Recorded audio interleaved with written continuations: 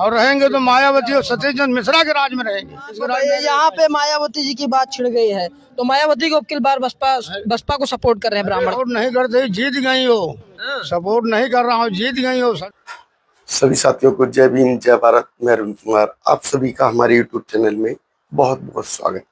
साथियों, आज बीएसपी का जो ग्राफ लगातार बढ़ रहा है और वो देखा कैसे जा रहा है, क्योंकि आज देश के अंदर जो कि वर्तमान सरकार चल रही है उसकी नीतियां कुछ ऐसी हैं, उन नीतियों के कारण जो आज जो कि संविधान बाबा साहब का चलता है और उस संविधान को भी उन्होंने इतना महत्व नहीं दिया, उसी कारण आज जो देश की स्थिति बद से बदतर होती दिखाई दे रही है।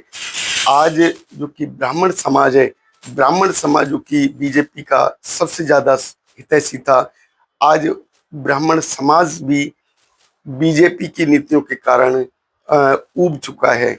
और ब्राह्मण समाज आज क्या बोल रहा है, सुनिए।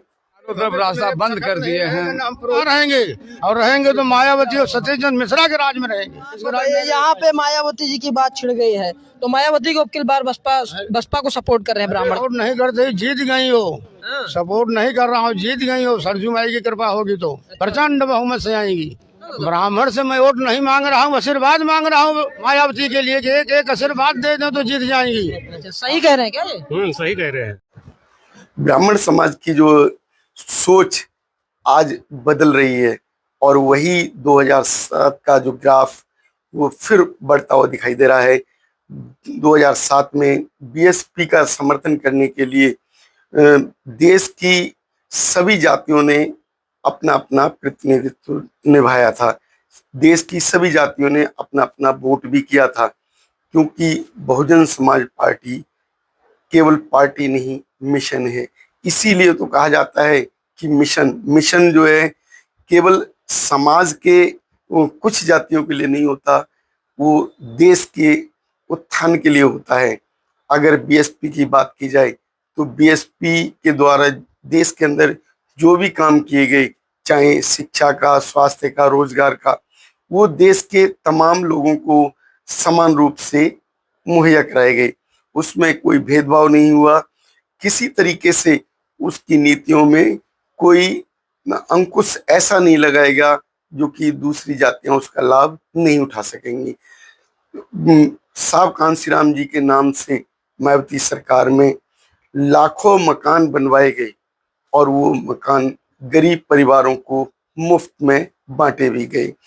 अब इस तरीके की जो नीतियां थी, वो नीतियां किसी और सरकार में देखने को नहीं मिली। देश के अंदर जो बीजेपी सरकार के कार्य थे शिक्षा के, देश के अंदर जो है ऐसे काम नहीं देखे गए जो उत्तर प्रदेश के अंदर काम किए गए। उत्तर प्रदेश में गांव-गांव में शिक्षा की नीति बनाई गई और शिक्षा नीति के आधार पर गांव के अंदर एक प्राइमरी पाठशाला बनाई गई और प्राइमरी पाठशाला में जो कि गरीब परिवार के बच्चे नहीं पढ़ पा रहे थे, उनको पढ़ने का मौका मिला। देश के तमाम हिस्सों में ऐसा देखा जाता है कि आज भी आज़ादी के 80 वर्ष होने वाले हैं, शिक्षा दूर दूर तक नहीं है। लेकिन उत्तर प्रदेश में 2007 में शिक्षा को गांव-गांव तक पहुंचाया गया। गांव-गांव तक शिक्षा को पहुंचाकर देश की जो बेटियां पढ़ने में असमर्थ हो जाती थी, क्योंकि दूर दराज में स्कूल होने के कारण माँ बाप बच्चों को सुरक्षित रखने के लिहाज से लड़कियों को पढ़ने के लिए दूसरे गांव में, दूर हिस्सों में नहीं भेजते थे। लेकिन आज दलित समाज की सोच तो बदली, साथ में ब्राह्मण समाज, क्षत्रिय समाज, वैश्य समाज, सभी की सोच बदलनी शुरू हो गई। इसका नतीजा निकला कि आज देश शिक्षा के क्षेत्र में अग्रसर होने लगा। वर्तमान में बीजेपी सरकार की कुछ ऐसी नीतियां रहीं, उन नीतियों ने बीजेपी सरकार को उस कगार में लाकर खड़ा कर दिया जिस जगह बीजेपी को समाज उठाकर लेकर आया था। आज बीजेपी का विरोध लगभग लगभग सभी समाज के लोग कर रहे हैं, चाहे कोई दलित हो, चाहे ब्राह्मण हो, बनिया हो या क्षत्रिय हो। उस समाज के द्वारा विरोध का मुख्य कारण ये है कि बीजेपी सरकार के द्वारा जो नीतियां बनानी चाहिए थी उन नीतियों को नहीं बनाएगा और केवल गुमराह करके रखा गया। आज उसका परिणाम निकला, हमारे भारत का जो डॉलर के मुकाबले जो रुपए की वैल्यू कुल 11 पैसे रह गई। अब जिस देश के रुपए की वैल्यू 11 पैसे रह जाए, सोचने की बात, वो देश तरक्की कैसे कर पाएगा। इसका जो श्रेय हमारे मोदी जी को जाता है, क्योंकि मोदी जी ने विदेश नीतियों को ठीक से नहीं चलाया। विदेश नीतियों की बात की जाए, विदेश नीतियों के नाम से हजारों करोड़ रुपए प्रतिवर्ष बर्बाद किए, लेकिन कोई भी देश ऐसा आज नहीं है जो भारत की नीतियों का समर्थन करता हो। चारों तरफ देश की नीतियों का विरोध होता है, देश में ही नहीं वो विदेश में भी देखा जाता है। तो आज जो वर्तमान सरकार है वो फुटपाथ पर आकर खड़ी हो रही।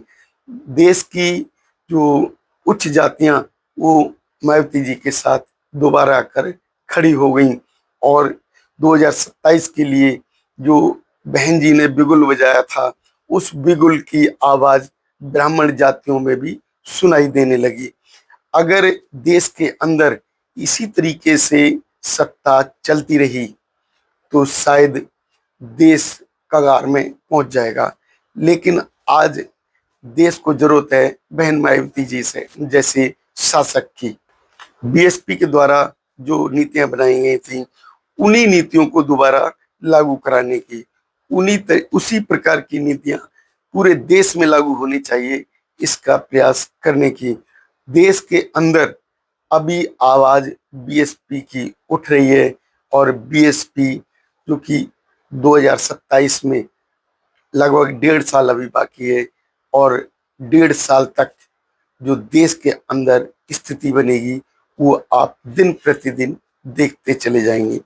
आज बिहार में देखा जा रहा है, जगह जगह बीजेपी के शो हो रहे हैं, जगह जगह मंच लगाए जा रहे हैं और मंचों पर लाखों की भीड़ इकट्ठी हो रही है।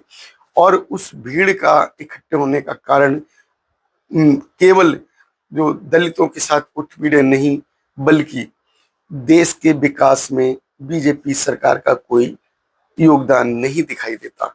तो देश के अंदर केवल दलित समाज ही नहीं, ब्राह्मण बनिया भी रोड पर आए और उन्होंने किस तरीके से आवाज लगानी शुरू की, ये भी आप देख लेना। क्योंकि देश के अंदर जो अभी स्थिति बनी वो देश के अंदर स्थिति पहले नहीं थी। 2007 से 2012 तक का जो शासन था बहन मायावती जी का, वो आज भी याद किया जाता है। देश के अंदर जितनी भी पार्टियां हैं वो बहन मायावती जी के शासन को याद करती हैं, उनके कार्यकाल के कामों को गिनाती हैं। उनके कार्यकाल में जो शिक्षा, स्वास्थ्य, रोजगार मुहैया कराए गए उनकी चर्चा होती है। देश के अंदर जो ये विकास की राह चालू हुई थी, उस राह पर दोबारा से देश की जाने की जरूरत है। उसके लिए बहन मायावती जी की सत्ता में आना बहुत जरूरी है। बहन मायावती जी के लिए जो आज पूरा देश का जो समाज का व्यक्ति खड़ा हो रहा है, देश के अंदर कोने कोने का व्यक्ति आज आवाज उठा रहा है, तो उस आवाज का मुख्य कारण है बहन मायावती जी के शासन में किए गए कार्य। देश के अंदर बहन मायावती जी ने अपने शासन में जो कार्य किए वो उन कार्यों को चर्चा के आधार पर भी देखा जा सकता है और उन कार्यों को जगह जगह उत्तर प्रदेश में जाकर भी देखा जा सकता है। आप लोगों की हमारी इस वीडियो पर क्या राय है, हमारे चैनल पर अवश्य बताएं और आपको यदि हमारी वीडियो पसंद आए तो उनको लाइक और शेयर भी करें। धन्यवाद। नमो बुद्धाय। जय भीम साथियों।